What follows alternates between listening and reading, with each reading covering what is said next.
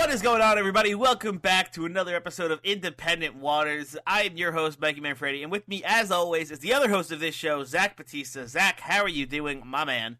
I'm doing pretty good. It's nice out today, a little cold, but not too bad. Went on a nice run, made myself a pork roll. I'm pretty happy right now. At least there's no wasps out, right?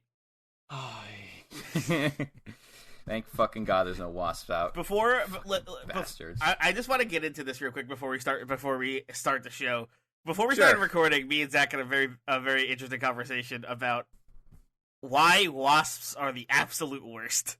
Fucking absolute scourge of the planet. Right? Like, why do they, why did wasps evolve just to be like, hey, fuck everybody else? I don't know what wasps provide to anyone. Like, they sting everyone that gets in their way. They're just assholes to everything. Do wasps also pollinate like bees do, or do they just go around stinging things? Let's look up and let's see. I'm gonna look this up right now. I need to know if wasps have a purpose on Earth, or if their purpose is to just I'm be reading dickheads. It now.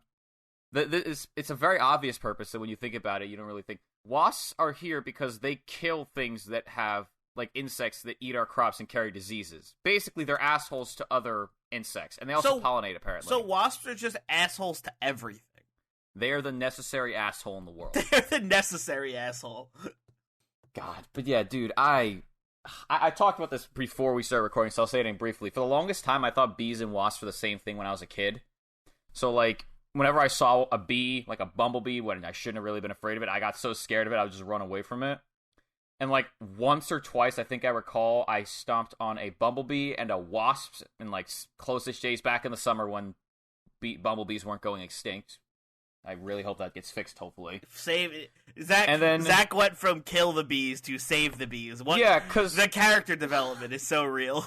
Dude, it was I remember one day I was looking it up, and I realized I saw it was a Reddit post where they were like, bees are bros, wasps are assholes. And I looked, and I was like, motherfuckers have been making me hating bees for the longest time. I was like, you piece of shit.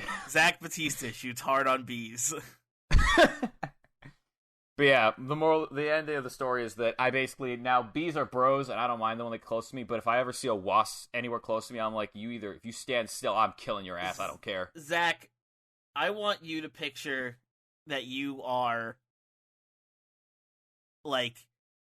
5 steps away from a wasp that's just chilling on the ground, and I need you to cut a wrestling promo on this wasp right now. Oh, okay. Let me see. Alright.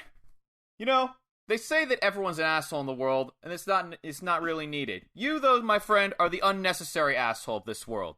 You yellow jacket-looking ass motherfucker, I'ma stomp your ass into the ground harder than your approval rating in the world will ever be. And I'm gonna avenge all the bees that have been mistaken for you, you jive-ass motherfucker. I'm gonna avenge all the bees that have been mistaken for you.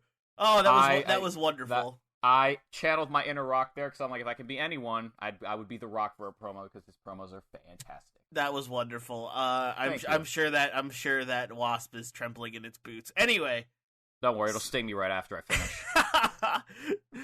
Speaking of wrestling, let's get into some. Zach, I believe you went first last week on our that is correct on our show, so I will kick us off this week with my first match from Hurricane Pro on the Title Match Wrestling Network. We have Deonna Purrazzo taking on Miranda. I think they pronounced it Alize. Alize, right. Yeah. Well, I know the Virtuosa. I don't of know course. Who... So this match is very good. It's a very big clash of styles, which I really loved. It's like Deonna Purrazzo, we know that she's a submission artist. She's very technical, a lot of groundwork. Miranda Alize is very lucha, very fast. Lots of reversals, lot of counters, and a lot of very quick sequences, Mm-hmm. So it's a really great clash of styles watching these two try to get their movesets off on each other, because they both don't want that. They want completely opposite things in this match, right? Gotcha. Deonna wants to slow this down and take it to the ground and really grind it out. And Miranda's like, no, we're doing this quick, and I'm gonna win this match fast with a flurry of offense. Nice. So, these two, in the beginning, go, like, when I was talking about the counters, it's like, Deonna takes him to the ground, tries to get Alize in a submission hold, but she reverses it, gets her into her own, and then Deonna reverses it again, and they just go back and forth between submissions, and they finally end up, like, breaking up their holds, and they start running into a sequence on the ropes where they go from pin attempt to pin attempt to pin attempt, back and forth, back and forth, back and forth. Nice. And at first, it starts off very much, I feel like, it's a very good mix of Deonna's style and Miranda's style, because it's like technical wrestling, but it's like fast-paced technical wrestling with a lot of reversals and a lot of counters and a lot of reverse holds, and it's very cool because it was a very great way to show off that they're both very good at wrestling. They're both good at what they do, and they're both solid whether it comes to submissions or like going quick. Yeah, I mean, it sounds cool. Yeah, for sure. And for a while, Deonna does end up getting her way and just taking it to the ground, wearing her down, getting her in headlocks, like some leg locks, stuff like that. But Miranda does pick up the pace. Ends up almost getting into his secrets, but Deonna just shuts it down immediately with like just like a big clothesline. Like it was like, oh, she's picking it up, and Deonna just goes, nope. Oh. Stay on the ground. Then again, it's just more groundwork from Deonna, and then Miranda picks up the pace again, but then she runs into a big boot from Deonna, who shuts it down again, a second time. Nice. It's like every time Miranda tries to like pick it up, Deonna just goes, and nope. And you go back on the ground, and I put you in submission. Thank you. Yeah, goodbye. Exactly. It's like you stop that. Like what you're doing there, stop. But Miranda does finally pick up the pace a third time. This time it works because she ends up reversing one of Deonna's moves, and Deonna goes to Irish Whip her, and she bounces off the ropes, hops over, and like fakes out, and like kind of like fakes out Deonna. Like she like throws her into the ropes, and instead of waiting there, she runs with her. So Deonna like turns around, like. You know what I mean? It's hard to explain. Yeah, I think I know what you're getting. So it's like, she ends up Irish whipping Deonna into the ropes. Mm-hmm. And while she's coming back, she runs into the ropes that Deonna just bounced off of to fake her out. And Deonna turns around and just gets hit with a huge spear from Miranda. Ooh, I like it. Absolutely spears the crap out of her. Then Miranda throws Deonna into the corner, hits her with a couple of stinger splashes, kicks out her legs, runs to the corner, hits her with the drive-by boot. Ooh. And then backs up and she does a big corner drop kick. Damn. Yeah. It was kind of nuts. Yeah, like shit. Yeah, and Deonna was pretty beat up after that, I'll say. But yeah, it sounds like it. Yeah, but she does end up coming back and locking in her Fujiwara armbar and winning the match. Nice. Yeah, so this match, it was short. It was only like 10-ish minutes, but I think it was really good. They definitely packed a lot into it. These two really showed off how, like, both of their styles very, very well. It definitely, like, played to their strengths really well, I think. In terms of what they're good at, it was like this match let them both show off what they're very good at. Play to your strengths. Yes, exactly. They both played to their strengths very well, and this match turned out to be pretty solid. I don't think I give it a mark out though. I think I'm gonna give it a high meh. All right, fair enough. It was still good, and I still enjoyed it, but it didn't pass that like threshold for me. But it in no way was a bad match. Yeah, I feel that. Yeah, so that is my first match of the show here. Zach, what is yours? All right, my first match that I think I'm going to go with is... So, quick background here. I've now started getting back into watching AEW. I've been literally, like, to put it into perspective, my last watch episode was in October. My last watched episode was the Brody Lee tribute episode because I wasn't missing that. So I'm like, all right, I'm gonna watch it. So while watching it, I was like, you know what? I found online this match that I thought would be pretty good, and that would be Jon Moxley versus Eddie Kingston at Impact Championship Wrestling. But this isn't recent. This is like super way back in the day. This match occurred in... Hold on, let me get the exact date for you so I can let you know, just to give you some perspective here. This was in 2011 at ICW's 2011 Super Show in Queens, New York. Okay. This is like super young Jon Moxley and Eddie Kingston just in his prime, like just being Eddie Kingston being amazing. I almost also watched the Jon Moxley match this week, but the thumbnail was him taking like it looked like a saw to his, like a electric saw to his head, so I decided not to. Yeah, that sounds about right for Jon Moxley. I saw the thumbnail and was like, you know what? I'm gonna skip this one. So the match starts off with Eddie Kingston cutting a hilariously charismatic promo where he basically just smack talks the shit out of Moxley. I love Eddie Kingston in his promo, so I was obviously very happy with this. Moxley then gives a much shorter promo of his own where he basically calls Eddie a massive pussy and just in a much shorter amount, just shit talks him. So in response to this, Kingston starts to get up in his face, which gets Moxley to go to the outside. Mm-hmm. Eventually, though, the match does go underway as Moxley takes off his sweatshirt and he starts to circle Kingston a bit, like sizing him up. And then he walks right up to him and just slaps him in the face and flips him off. Good start. And Kingston, of course, is like, this bitch, and goes after him, but Moxley runs out of the ring and runs away. And I was this like, wow. Motherfucker. Yeah, pretty much. He chases Moxley around the ring for a bit. It's the classic. Eventually, like, Moxley gets on the ring first, and he just beats the shit out of Kingston, who is the face here. Okay. And then he gets him in the corner and just gives him a stiff chop in the chest, right? And he turns around, and because I'm pretty sure if I recall correctly reading online, this is like one of their first matches together. Moxley's like, yeah, he felt that, and really what he doesn't realize is that Kingston has walked up right behind him because he wasn't affected by that at all because Kingston's an amazing striker. Walks up, just slaps him in the chest of his own, and then just chops the shit out of him from corner to corner until he hits him so many times that he just falls to the ground. Oof. Like, he just chops the shit out of him. Rough. Oh, yeah. He then, like, knees Moxley in the gut a few times before dropping him face first, like, through, like, kind of like this, like, suplex X position. Like, he, like, picks him up in a suplex and then just drops him face first. Okay. Mox is able to get back in the game, though, by elbowing Kingston in the head when he goes to pick him up, and then he chucks him to the apron and then knocks him to the outside. Mm-hmm. After a bit of taunting, though, Moxley then does go to the outside to beat him up some more and then throws him back into the ring. In the ring, he proceeds to choke out Kingston, like, rubbing at his, like, just, like, running his elbow over his face, like, just gouging out his eye, just classic heel stuff. Mm-hmm. Then finally deciding to mix it up a bit by using the ropes to choke him out, but this time by standing on top of his back while he does it to choke him out. Ooh. Which I was like, ooh, I'm like, that's new. I'm like, all right. For me, at least. Brutal. Oh, yeah. Kingston then gets out of it, and Kingston starts to get out of it. Moxley thumps him in the eye, but then Kingston is able to actually get him into the corner.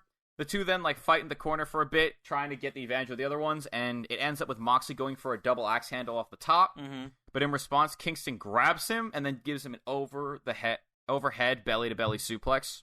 Ooh, nice. Mm-hmm. The two then both get up, and then Mox tries to keep punching, but every punch, Kingston just keeps countering him and hitting him back. And eventually, Kingston just chops Moxley in the chest before then giving him another belly-to-belly suplex. This one just a normal one. Mm-hmm. He then hits a lariat, which literally folds Moxley over. Like, it hits him, he plants him to the ground, his legs just, like, kind of, like, bend over the top of his head. Doesn't get Kingston the win, though. He goes for another lariat, but Moxley then counters it with a backslide, and when that doesn't work, he immediately just puts a Fujiwara R-bar on Kingston. Okay. And he really yanks this in, and Kingston's got to get his leg on the ropes mm-hmm. to get out of it, but, like, he just immediately goes right back to beating the shit out of him the moment, like, he gets out of it. Then we get to a spot where Moxley tries to jump over Kingston, but doesn't actually, like, clear it. Like, he throws him into the ropes, right? And he goes to do the classic, like, jump over him as Kingston, like, ducks underneath him. Yeah. Except Moxley doesn't get high enough, and Kingston ends up ramming his shoulders into Moxley's groin, basically. Oh. And then he backdrops him, and Moxley sells it, but in my head I was like, oh, he definitely got a fucking shoulder full of... Like, his crotch just ate shoulders there, like that. Oh, man. Like, he was just selling his groin. He's like, oh... And then, of course, rough. Kingston just hits him with a massive German, which just plants him into the ground. Yeah, I was like, ow. That's what you need after taking a shoulder to the balls. Yep. Oh, it didn't feel... probably sucked, but, Moxie's a tough motherfucker, so... Of course. Eddie can't get the pin off that, though, so then he goes off and he just boots Moxley in the corner. He then goes for a running big boot again from the other corner, but Moxley gets out of the way, and Kingston almost crotches himself on the ropes like he catches himself. Mm-hmm. But then Moxley hits a code breaker on his arm, like still trying to work over Kingston's arm that he had on the Fujiwara, and then puts him in a cross-face chicken wing hold until Kingston eventually backs him into the corner and forces him to break it. Mm-hmm. Kingston then chops Mox and throws him into the corner, and Moxley is able to jump over him as he's run towards him. Like he Irish whips someone in the corner, they're facing it, they run towards you, and you jump over them. Mm-hmm. He jumps over him, but Kingston actually hits him with the spinning back fist when he goes to go after him, which is his finisher. Somehow, though, Moxley got his foot on the ropes, and I was actually surprised that he kicked out of that because I was like, oh, that's his finisher. It's done. Damn. So Kingston goes for the back fist again, but Moxley dodges it and then hits him with a forearm to the face. Mm-hmm. This, though, then does lead to the finish of the match, where Kingston enziguris Mox as he goes running towards him. He goes for a backdrop, but Mox is able to flip out of it and roll him up, and he actually gets him with a handful of tights and pins him. Oh, Moxley playing a little dirty. I actually, midway reading that, I was like, oh yeah, I forgot. Moxley fucking wins. He dirty pins Kingston. Nice. That's a big win for Mox there, I feel like. Yeah, oh yeah, definitely. All the comments were basically like, this is the start of this is right before the Full Gear match that they put this up, I'm pretty sure, too, or like, this is where most of the comments are from. Yeah, and, that makes sense. Now, unfortunately, we have to get to the one part of this match that I did not like a lot, and it was really annoying that this was part of this match. That would be the commentary. Oh, man. So, I'm going to start off this by saying, the commentary at first were fine. Just sounded like your typical, not typical, like your usual, commentary for, an indie promotion. Nothing bad, nothing terrible, good. But, at some point in the match, one of the commentators decided that because this is going to be a very stiff, strong-style match, he was going to do an impression of a Japanese wrestling commentator. Very loud and very over the top. This did not vibe with me in the slightest. Yeah, I bet. Most of the time, what he said was so loud that it, at times, fought for the match for my attention instead of complimenting it. And there are points where I literally couldn't understand what this dude was yelling, and it just felt more like white noise as opposed to anything, necessary. And on top of the fact that the other commentary was fine. The other commentator was fine. He was good. It's just that most of the time, his style of commentary did not mix well with the Japanese-esque impression style of commentary, you know what I mean? It didn't mix well with it. So, by comparison, the guy who was announcing didn't sound like he had much enthusiasm for the match. When I know he probably did, because I could tell there were points in the match when he was, doing a good job at it. But it's just... this dude was just yelling, and at points I was like, could you just shut up and just let the match be a thing, please? Or just go back to how you were commentating before, because it wasn't that obnoxious. Commentators shouldn't try to get themselves over. I can't even say if he was trying to get... he might have. I don't know. It was just loud. So it's for that reason that I give this match a meh. Okay. It's a good match, and to state this right now, if you want a better version of this match, just watch the Full Gear match. Because this match basically was like them being like, all right, we have a base for a really good match here. And then they just go ahead to Full Gear where they're like, all right, we had a really good match. Let's have another really fucking good match. And they did. And it was better. Nice. It's nice. If you want to watch young Moxie, it's nice. It's fun to see. I always like finding this stuff. So yeah, match was good. Cool. Wish commentary was better, though. Yeah. Yes, I bet. It sounds like it sounds annoying when commentary isn't good. It's odd. It makes you, for me at least, on a side note, it makes me appreciate when you get a really good commentator, because then you're like, damn. A good commentator can really make a match good to great. A really good commentator like Excalibur or Tony Schiavone. Yeah, I didn't want to just throw that out there, but yeah, I'm a huge fan of Excalibur and Tony Schiavone and the whole guys at AEW. Yeah. Great job commentary. Anywho. All right, so my second match this week, Zach, we're going hardcore. Oh, damn, all right. We're going to H2O, baby. And we're going to get a little bit of deathmatch. Oh, shit. We got Jimmy. All right. We got Jimmy Llyod taking on Orin Veidt. Orin Veidt. Yeah. Okay. it's a death match. Like, these two absolutely kill each other, of course. Yep. This match starts off pretty early, where they just are fighting, and there's light tubes in both corners. And Llyod immediately just Irish whips Orin into the light tubes. Starting off strong. Shatters him. Veidt gets up, looks fine, and then like they cut away from him for a second to show a shot of Llyod, and then when they cut back to Orin, his whole shoulder is red. Yeah. The classic delayed response of, I look fine. Oh no, I'm bleeding a lot. Yeah, and then after that, Orin responds by throwing Llyod into a corner with some tubes, but Llyod misses the tubes. He goes to you know how when they throw him into the corner and they roll and they go back first.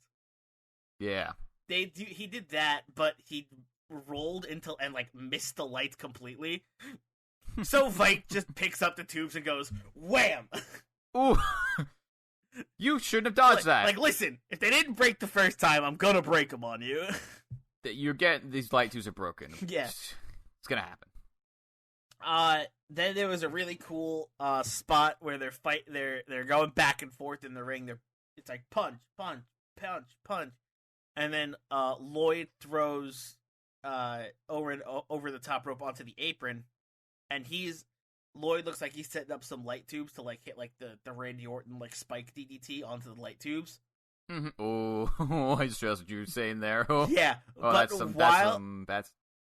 while he's setting them up, you see Orin grab one more from the corner and put it in the stack, and then while Llyod is about to get set up for you, busts out and he jumps over and does a slingshot DDT to Llyod into the lights.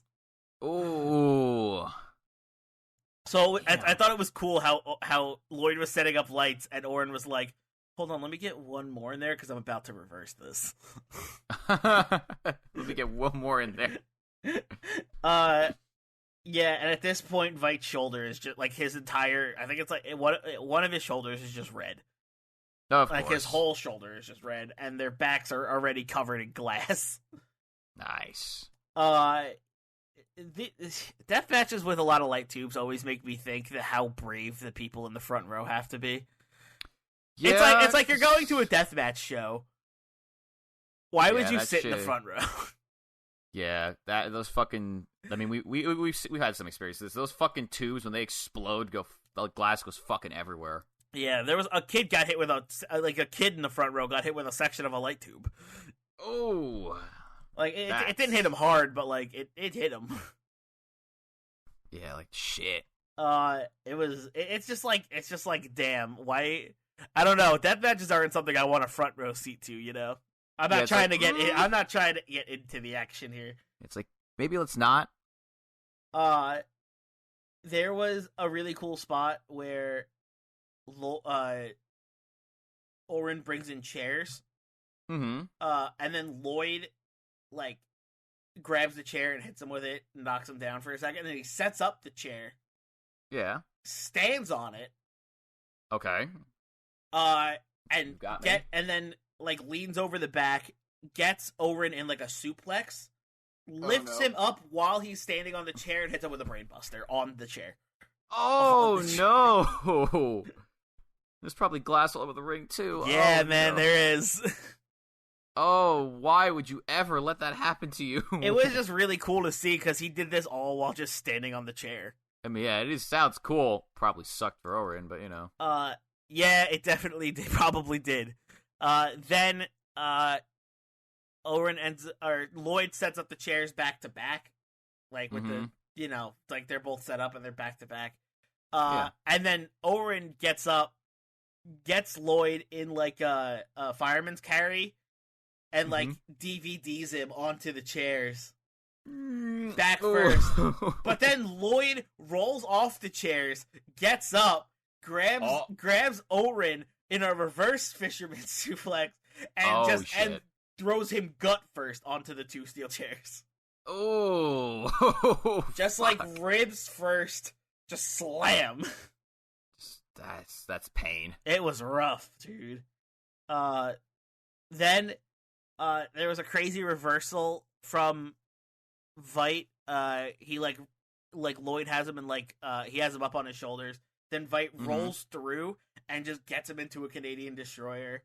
Oh my god, that was pretty cool. But of course, Jimmy Llyod, ever the one to one up people, rolls through, hulks up after that, then just grabs a light tube, shoves it in between Orin's arms, and he's like this, and just hits him with a Dragon Sleeper, but with the light tube in between his arms. Oh, sorry, not a Dragon Sleeper, a Dragon Suplex. Oh, with the light tube in his arms. Bruh. That's how I feel about that, bruh. Yeah, there was a weird moment in this match where it looked like Veidt was going for something and it didn't work out at all, and they both kind of fumble and fall. Mm-hmm. And Llyod ends up kind of trying to salvage it into a really messy looking tombstone. Okay. Which was weird. That was a weird moment that kind of took the wind out of my sails a little bit, because it was a very obvious botch, and it was rough. And it was rough, but it didn't completely ruin the match. It was just oof. Yeah. There's a point where they zoom in on both of the guys on the ground, and you can just see all the glass in their backs, all the blood, all the cuts. Jesus. It was ooh. It just showed you the carnage of a death match close up. Mm-hmm. Then since this match is still going on, and Veidt really wants this to be over, he goes under the ring and he grabs a board covered in barbed wire, and also cut in half Arizona cans. Oh my. So it's just face up in half aluminum cans glued to this board covered in barbed wire. Jesus Christ, man, that's some fucked up shit. He sets it up between two chairs, gets Llyod up on the top rope, sets up for a superplex, but then Llyod fights out of it, ends up turning it around into a pile driver off the top rope through that board with the in half Arizona cans and barbed wire, and gets the 1-2-3 on Veidt. Jesus Christ! And ends up getting the win. Afterwards, they hug it out. Veidt raises Jimmy Lloyd's hand. Soda can in his head. And everything ends in a happy ending. But this match was crazy. This match sounds wild. This match was a good death match, but it wasn't a crazy death match. It's like if you want to slowly introduce people to death matches. Gotcha. This might be a good first step. It's not too hardcore, but it's still pretty hardcore. Yeah, I feel that. But it's not ripping into people's skulls with barbed wire or pounding skewers into their foreheads or stuff like that, Yeah. Or going through 3 layers of light tubes, glass panes, and a table covered in barbed wire. Pretty much. Just you can get really fucking crazy with death matches. Yeah. That's for damn sure. Yeah, this one was definitely a more reserved death match, but it was still very good. I think they did great. These two absolutely killed each other. It was light tubes galore. I give this match a high meh. I think it wasn't awful. That one botch kind of did take away from it a little bit, but it was still very good. A very good death match. I enjoyed watching it. So I'm gonna give it a high meh for Jimmy Llyod and Orin Veidt from H2O Wrestling. All right, fair enough. Yeah. All right, what is your second match of the week, Zach? All right, my second match of the week. I decided to look for. I wanted to find something lucha-esque, and I ended up going upon Marcela versus La Ampola at Ring of Honor's Women of Honor. Okay. Both these women, from what I heard from commentary, both from CMLL, which is I believe, women's luchador, or it is a luchador wrestling promotion. We'll say that much because I did not look that up beforehand because I did not think that through.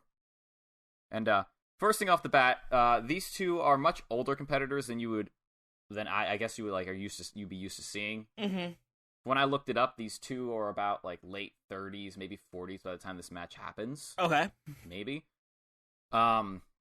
The context of this match is that both these women were part of one of the bigger feuds for CMLL.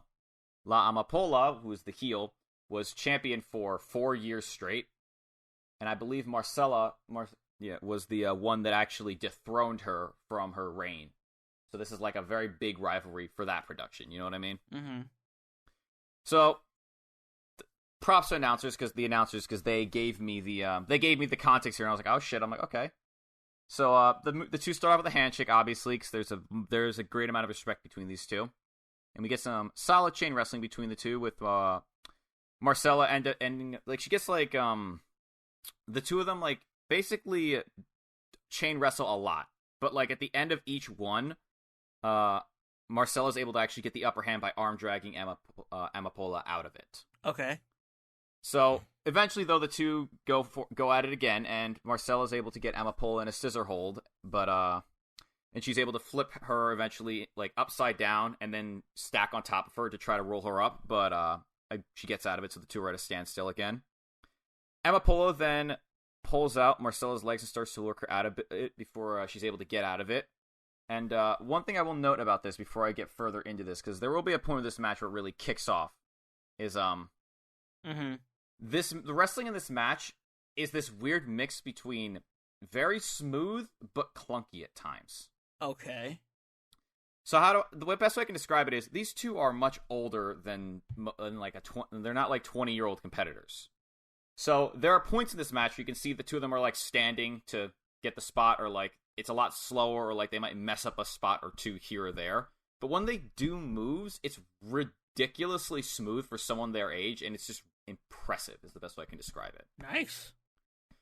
So going back to that, Marcela gets out of Ampola working over her legs, and then as Marcela goes for a follow-up, there's like a bit of a miscommunication between the two. That's why I mentioned it just a couple seconds ago. Fair. But Ampola plays it off by telling the ref to like get her off of her, which, you know, in hindsight is like, this makes no sense. She was just charging at you from like off the ropes, but okay. Then thankfully I will say another point here is that the two of them, because I assume because of how much they've worked together, do a good job of at least not letting mess up like ruin the flow of the match. Like they don't like hang on it, you know what I mean? Gotcha. So Ampola is able to actually take control again by grabbing her arm, and is able to flip forward and put her on the ground so that she can work over her arm. Like she keeps working over her arm a lot. And then hits Marcela with her own arm drag, kind of getting back to the fact that for like the beginning of this match, like she just continuously got arm dragged by Marcela every time she tried to get the upper hand on her. Mm-hmm. So, and there's here there's this really odd spot eventually where Marcela like knocks Ampola to the ground, and then she like awkwardly goes to cover her, and I'm not sure what the spot was supposed to be there, but it was just weird. Ampola then does the exact same trip spot that Marcela did, you know, the one I just said before, where she awkwardly like trips her and then just kind of stands there and wants to go pin her. It looks like Ampola did the actual spot then here, because she kind of flips Marcela around and like is like really trying to work her over, but Marcela doesn't let this get to her, and she pops off by kicking up, which surprised the shit out of me because she's like older than most people, and she was like a good kip up too. Mm-hmm. She then arm drags her, and then this is another really odd spot here where Marcela then tries to follow it up by running at her, and like goes to Hurricane Rana her by using the ropes, but it doesn't really work out. But the two of them kind of like, again, just kind of like just go like kind of like a take your time thing where like she like lets her get in and hit the Hurricane Rana. And I honestly I appreciate when wrestlers don't let a botch like ruin a spot for them, you know what I mean? Like they don't let it like halt the flow of the match. Ampola though then after this gets knocked to the outside of the ring, and Marcela pretends to go for a suicide dive. But then she just instead flips back into the ring and then and showboats for the crowd, who, by the way, were very hot for this match, and I was appreciative of that because they could have very easily been dead and hurt this match quite badly. Them dying might be a bad. Yeah, that might be a look. bad. So eventually, though, the Ampola has the ref make it so Marcela goes in the corner. She gets back into the ring, and this is part where the match really starts to pop up. Because up until this point now, it's been a lot of chain wrestling and like the two like kind of like trying to outplay each other a bit. Okay. So Marcela goes for a running drop kick, which Ampola just kind of dodges, like she's kind of walks out to the side. She misses, then runs up, hits a shotgun drop kick into her. The two then fight by the ropes for a bit until Ampola then throws her into the ropes and hits a sit-out powerbomb from that. Nice. Ampola then gets Marcela in the corner, throws her into the opposite corner, hits her. Marcela then hits a Hurricane Rana on her, and the thing of note here was that she had to kind of stand a bit, basically she kicked her when she ran into her in the corner, got up on the top, and then hit the Hurricane Rana. But it was still smooth, and I'll take smooth over clunky any day. Fair. Marcela then underhooks Ampola into a powerbomb position and lifts her up, but she kind of can't keep her. She was kind of like, there's some a name for this move, but I couldn't remember. Where someone hooks both their arms kind of like in a pedigree, lifts them up in the air so that they're kind of in a headstand position, up, and then drops them face forward. Tiger Driver? That's the fucking thing, yes. I was literally thinking about this all before we were recording this. I was like, what the fuck's name is? And I was like, you know what? F it. I'll describe it and Mikey can figure it out. Yeah, the Tiger Driver 98. Yeah, she goes for a Tiger Driver. She can't keep her up. The crowd, kind of encourages her again. She goes for it again, is able to keep her up long enough to hit her with it. Except, you'd think that she was going to drop her on her face, except she transitions it into a backbreaker, which looked sick. Okay. Let's see. Ampola is able to get control next by throwing Marcela into the corner, and when she goes to spear her, Marcela dodges it, and she literally pulls a fucking... Oh, God, this is going to be a real throwback for those that watch this. Remember that Ricky Starks match that we talked about where Ricky jumped into the post and he literally looked like he flew out of the ring? Yes. And, ate the post. That's what looked like what happened to Ampola. She jumped and it looked like she ate the post and fell out of the ring. Oh, rough. And I was like, that was... Very that rough. Sucks. And then as she's getting up, Marcela then follows it up by getting on the apron and just running sentoning her off the apron. I was like, of course. Nice. Because at this point in the match, I was like, damn, they're fucking... I was like, all right. I was like, I'm in for this shit. Hell yeah. Get in the ring. Hell yeah. I was like, yeah. I honestly, I saw the two of them were older, and I wasn't sure what I was expecting, but I wasn't expecting them to do bumps like that. The two then get in the ring. Ampola is able to take the offense and throw Marcela into the corner. And as she runs at Marcela, Marcela tries to kick her in the face, but she grabs her feet first, throws her legs out over the second rope, grabs her hair, and then throws her back onto the ring. That sucked. Sorry, I just burped midway through that. Try again. She throws her legs out over the second rope, then grabs her in the hair, and then just slams her onto the ring. Okay. She then gestures that she's going to do something with a flip, and then she throws Marcela into the corner, and then as she goes to run into the corner, Marcela gets out of the way, gets onto the apron, ducks a punch, and then just grabs her by her hair and just yanks her down onto the mat. We never do get to learn what she was going to do after that, unfortunately. Bummer. World may never know. The world may never know. So, following this up, Marcela hits a huge missile drop kick onto her, and then tries to roll her up by stacking her on. She tries to stack her with this pin, but can't get it. Ampola then gets up and then just hits a massive fisherman suplex onto her. And Marcela, of course, responds in kind by hitting a Northern Lights suplex and then a flying head scissors into a roll-up, which looked awesome. Nice. When you think about it, she literally head scissored her, turned it, and then turned it into a pin somehow. It was cool. It's really cool.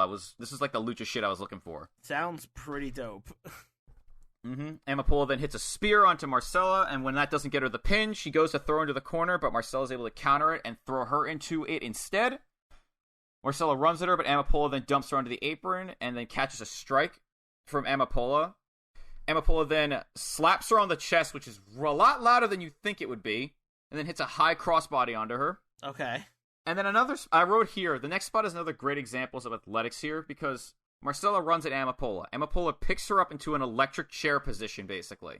All right. Marcela's able to then do a victory roll over that to go for a roll-up.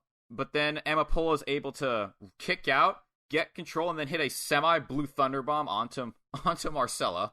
Very cool. Followed by spearing her into the corner. But this then leads into the finish, where Ampola gets Marcela into the top rope. Marcela throws her onto the ground by her hair again. Drops, double knees her in the chest. She kind of, just drops 2 double knees onto her, and then hits a Michinoku driver for the win. Nice. Sounds like an awesome match. It was a very good match. It was a good match. When I wrote here, I distinctly remember thinking to myself that I'm torn, because on one hand, when the two of them got their spots off, the match was really, like, I was very impressed with how athletic both these two were for the age that they were at the time for this match. Like, I was like, shit. Mm-hmm. But, like, throughout the match, there were those spots that were just, like, very obviously standing, waiting for the person to get there, or it was a bit clunky, or there was some miscommunication here or there that kind of, like, threw my rhythm off a bit for it. Gotcha.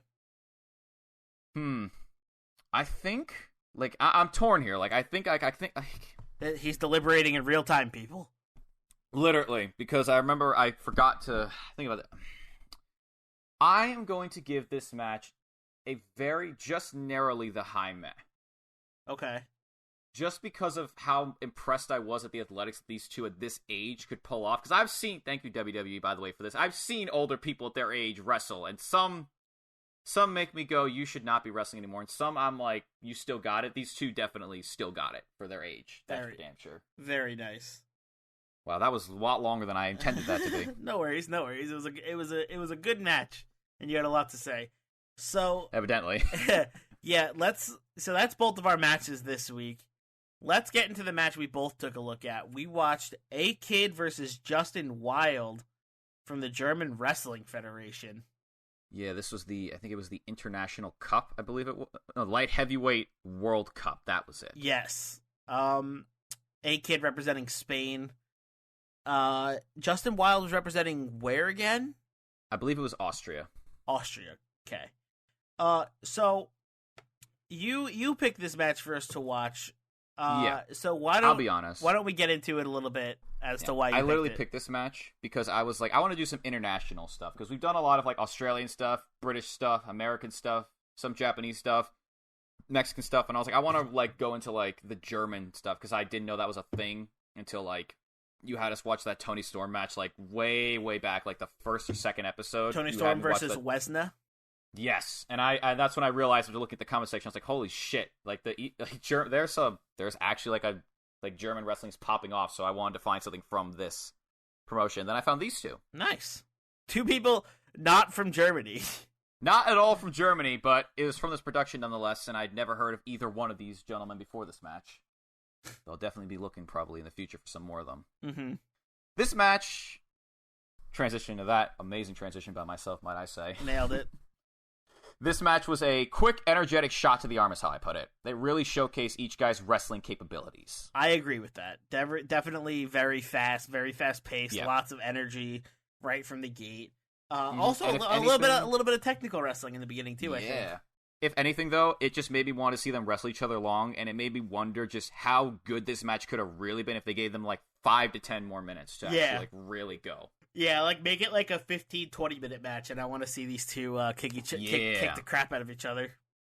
But let us go into this match a bit so that the people at home can understand why you and I believe are of the same mind for this. Yeah.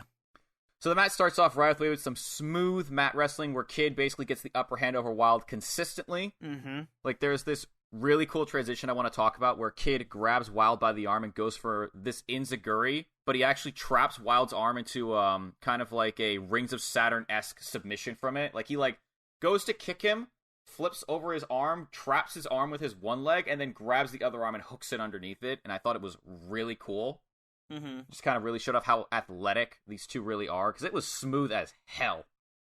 Yeah. And like eventually though, Wylde does get a start on the offensive when he chops Kid in the chest, and it's just like it just stops him right in his tracks. Yeah. So what I was getting from this match when I was watching it was that they were trying to play it up that Wylde was the underdog and A-Kid was the more experienced like wrestler in this one. And Wylde was like the up and comer who's like trying to make a name for himself. Yeah, that's what I was pulling from this one. Yeah, that makes sense. Because like basically, once he chops him, he gets him in a wrist lock, and then just forearms him literally off his feet, and then sends him across the ring into the corner, and then just like every time Wylde hits Kid like dies for like a split second, and then wakes up again, and it's like I'm back. Kid just dies for a second. But like this, just like in this spot I'm about to go up to here, Kid never lets him really like stop him eventually. Like he gets up again. Mm-hmm. Like for instance, once he knocks him back in the corner, he gets up in kind and just boots Wylde in the face and then does like a luchador arm drag off the top and then drop kicks him right in the face. Yes. Just immediately responds in kind with it. So Wylde immediately gets back into it and overpowers Kid with like this massive body slam. And then he proceeds to just beat the shit out of him with just a bunch of strikes in the corner, like palm strikes, kicks, chops, the fixins, all of them. Mm-hmm. Eventually leads to him to throwing him Kid into the opposite corner and hitting him with a running back elbow, followed by a really nasty-looking Shining Wizard, which I'm always a sucker for a good Shining Wizard. It was like one of my favorite moves when I played like WWE like 2K like 2008. It's such a neat like little combination. Mm-hmm. So the two of them end up in opposite corners, and Wylde charges the Kid, but Kid's able to get both his feet up and just standing shotgun drop kicks Wylde in the face. Oh yeah, I was like, ow! I was like, what? This match goes from kind of technical to very hard hitting very quickly. Yes. Like the two, there's a bit back and forth after this. The two like fight each they're like trying to fight each other for control, and eventually Kid goes to roll up Wylde, and Wylde grabs the ropes and thinks, "Ha! I outsmarted him. He can't roll me up with this." Turns around and outsmarted him. Then gets super kicked in the face, and then Northern Lights suplexed immediately afterwards. And I was like, like I remember distinctly him going like, he was like, "Yeah, I'm not gonna fall for that stupid shit," and dead. And I'm dead. We get a classic spot after here where the two just like are exchanging strikes, see which one goes out on top. Like big boot, chop, slap to the face, just meaty as hell strikes that you go like that would probably knock some teeth out if that actually was an actual hit to the face. Oh yeah, yeah. Especially the two very very hard hitting, a lot of high impact moves coming in here. Eventually, the two then start to slap each other in the face, they're just smacking the shit out of each other at the same time. Kid tries to go for a kick, Wylde blocks it, and then just delivers a forearm strike that just blows right through Kid. Yeah. And then he goes for his finisher, which is the double stomp off the top. But Kid rolls out of the way and is able to hit a Spanish fly onto him as like Wylde charges at him. He just standing Spanish flies this man. Spanish flies, I will always say it whenever I see one. They're so cool. They really are. Like, it's just like... I saw it, and they always make me pop off, because it's always so sick and always so out of nowhere, especially the standing ones. Oh, yeah. So the standing ones are the sickest, because it's just like, alright, I'm coming at you for a clothesline. No, you're not. Now you're flipping. Wait, what? Yeah, exactly. It's like, wait, what? Hold on. I'm on the ground now? How did I get here?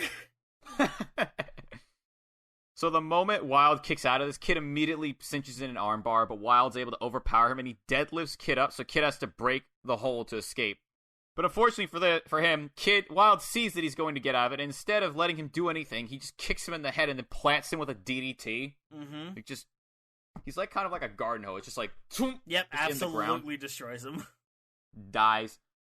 Then we get to the finish, where Wylde goes to the top to finish Kid off with God knows what, and I know it's a double stomp, actually, I think about it. But Kid then quickly just gets up, just enziguris him in the face, and then hits a beautiful Spanish fly off the top for the win. Yeah, the standing Spanish fly, and then later using the avalanche Spanish fly to end it.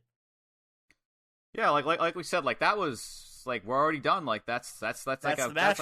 That's that. I mean, granted, I skipped over a lot of like specifics because I've realized as I've gone over this more, I was like, you don't need someone to tell you every single bit of the match. You just need the cliff notes to know if you're gonna watch it or not. Yeah. I really like this one. Yeah, it was a fun match. I think even though it was short, I think I'm willing to give it a mark out. It was pretty good. For me, I'm debating this because I was like, I kind of want to give it a high meh, or like a mark out, but like I think I'm gonna give it the high meh here. It's a good match. It didn't leave me with a mark out feeling, and like I said at the beginning of this, if you had given this match 5 to 10 more minutes and like really had like a story going behind it, I'd be all for this match would probably be a mark out easily. Yeah, I don't know. I liked it. I thought it was good. I'm gonna stick with the mark out.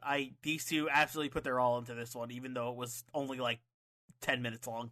I mean, hell, they got me. I'm a fan of them both now. I mean, if I see like Justin Wilde or A-Kid in a match, I'll be like, oh shit, yeah, go. I know A-Kid has a very good match against Zack Sabre Jr.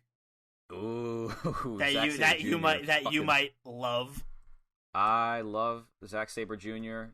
Techers for the win all the time. I forgot with his foot with the New Japan thing he was doing last I saw, but I love Zack Sabre Jr. I think he's great. Yeah, I think you would really like that match then with those two because it's pretty good. Nice.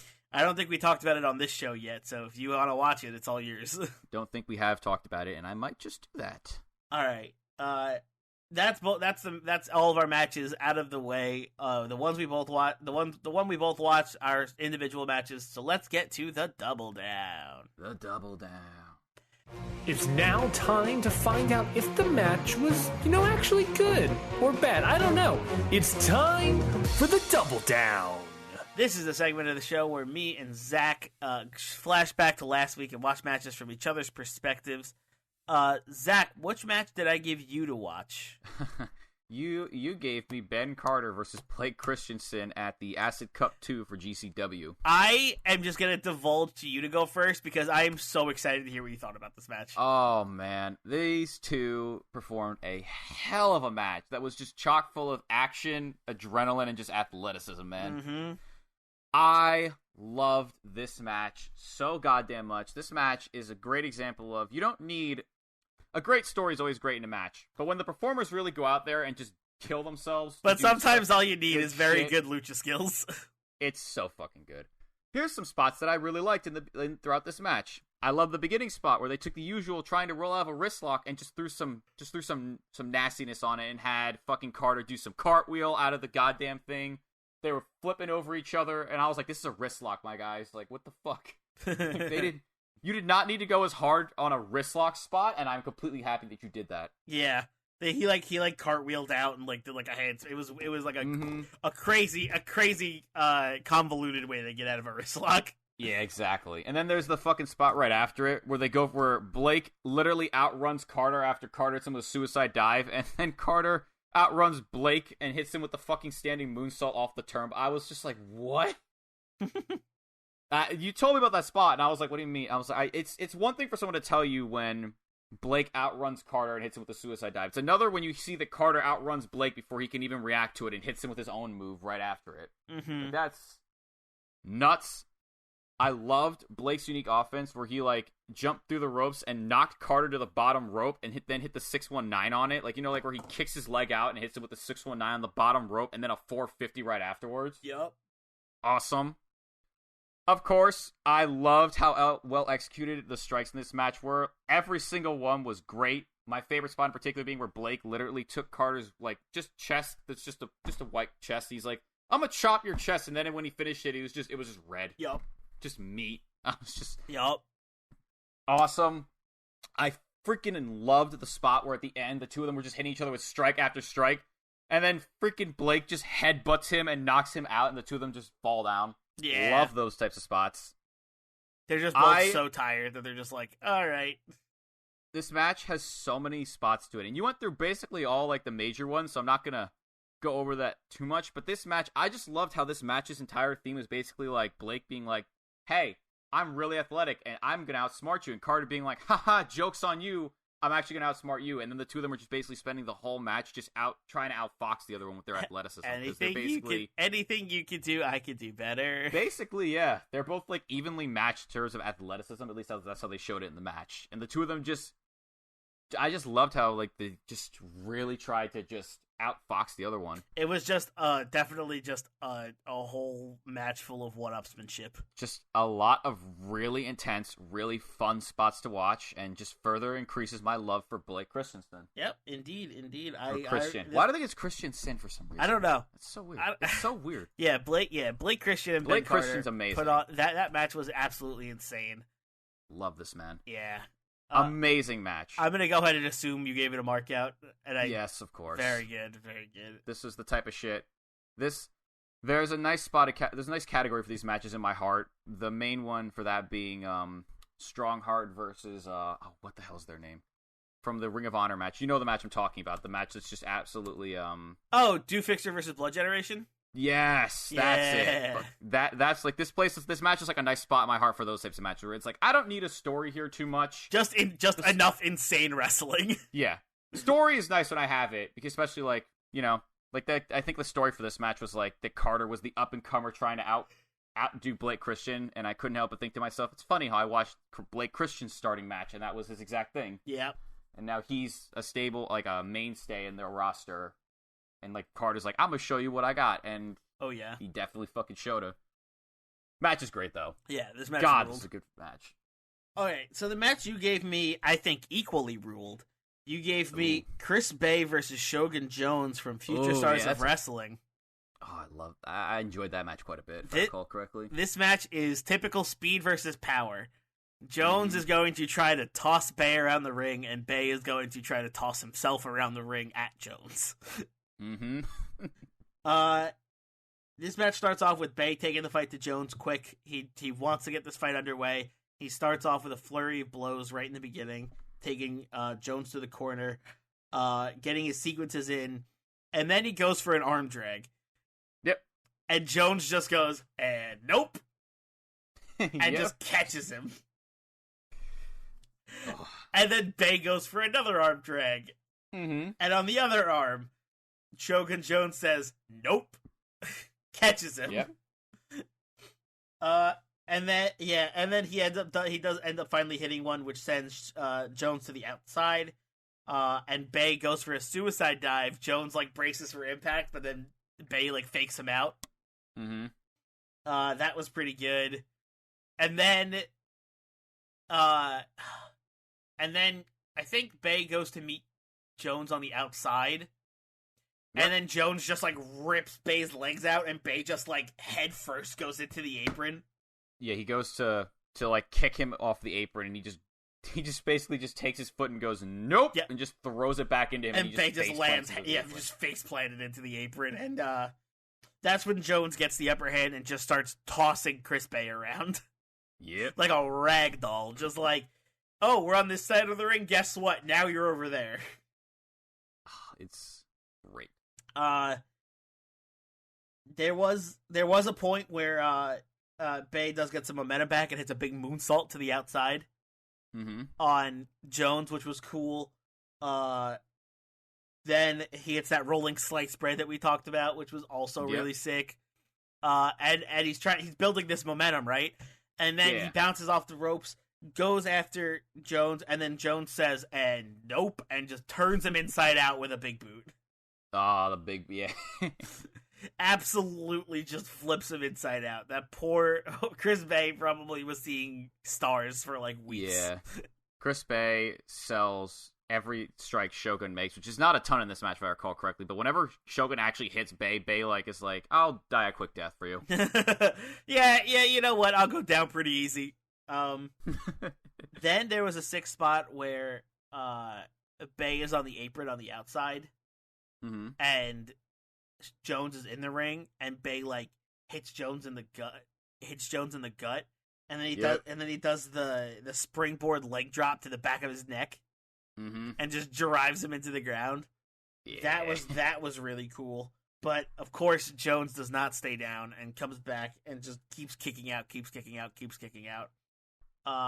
goes for the sit out chokeslam a couple of times in this match. But I think he goes for it like 3 times, but he doesn't get it. Yes. He doesn't get it once because Bay reverses every single one of them. Yeah, because I mean, like commentary said, if he hits Bay with that, it's over. Like there's no. Which is cool because it forced Bay to get creative with with the reversals. There was some pretty sick. I thought they were pretty sick. The last one especially, where he goes into the arm bar thing. He like gets him in like the submission hold from it, which was really sick. And he gets him in the triangle. That was it. He reverses the sit out chokeslam, gets him into a triangle. The ref does the arm thing to Jones, and then on the third one, Jones catches his arm and just flips off Bay. Yeah, forever defiant. Jones eventually gets out of the triangle, but then once he does, Bay is right there to follow up with a springboard cutter and win the match. Bay ends up getting the win here. It was wild. This match was crazy. These two... Yeah, it was. These two definitely played to their strong suits for sure. Bay sold for Jones like death. Jones sold for Bay like death. these two put on an awesome match and absolutely knocked it out of the park. Definitely go check this one out because I give it a mark out. Yeah. Definitely worth checking out Chris Bay versus Shogun Jones at Future Stars of Wrestling. I think you'll really like it. This match is absolutely bananas. Yeah, it is. If I recall correctly, I gave the match a high meh, and I was considering the mark out, but I ended up giving it the meh. I definitely am going for the mark out on this one. This match was crazy. Yeah, it was. Very, very, like you said, speed is a very well done speed versus power match. Yeah, it is. Sure. Definitely very well done. So that brings us to the end of another episode of Independent Waters. We went through all of our matches. We went through the Double Down. So don't forget to subscribe to this podcast feed and listen to us every week here on the Countout Network, to which you can also subscribe to and listen to our other shows, such as Hit the Books every Friday, where me and Ryan Knightsey book SmackDown and Raw every single week and build up to pay-per-views. Right now we are building to the Royal Rumble, so go check that out. Go look at our build. We have our own cards, our own matches, we write our own promos, all that kind of stuff. So go check that out if you like fantasy booking. And every Thursday we have a new addition to the network.